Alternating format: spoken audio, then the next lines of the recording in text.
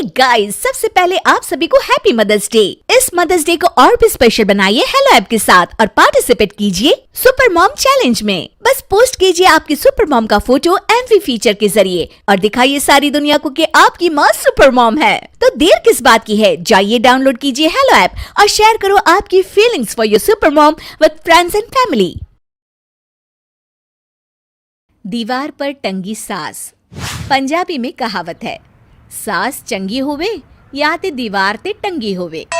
संगीता की शादी भी एक ऐसे ही घर में होती है जहां उसकी सास दीवार पर टंगी होती है। ससुर और पति शादी के पहले दिन उसे सास के फोटो के सामने ले जाते हैं, जहां ससुर जी कहते हैं, बेटा संगीता, ये तुम्हारी सास थी, बहुत नेक और भली, लेकिन थोड़ी गुस्सैल थी। गुस्सा आने पर सब तहस नहस कर देती थी, पर अब ये इस दुनिया में नहीं है। हाँ संगीता, माँ होती तो तुम इनकी कोई बात टाल नहीं सकती थी, वरना तो माँ घर में भूचाल ले आती।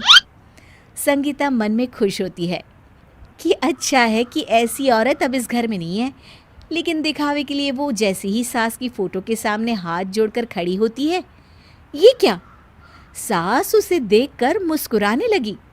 संगीता आंखों को मलकर एक बार फिर से देखती है, लेकिन फिर सास के चेहरे का भाव, भंगिमा यानी एक्सप्रेशन बिल्कुल बदले होते हैं।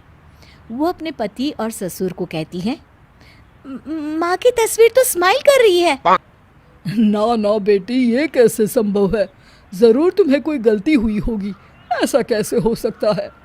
लगता है तुम शादी की सारी फॉर्मेलिटी करते करते थक गई हो, तुम्हें आराम की जरूरत है संगीता। खैर, सारे संगीता की बात को इग्नोर कर कमरे में चले जाते हैं। वैसे सास की फोटो पर एक्सप्रेशन एक के बाद एक बदलते ही रहते हैं।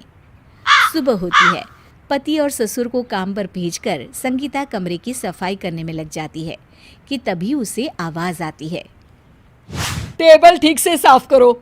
ऐसे भी कोई टेबल साफ करता है? इससे अच्छा तो ये गंदा ही था।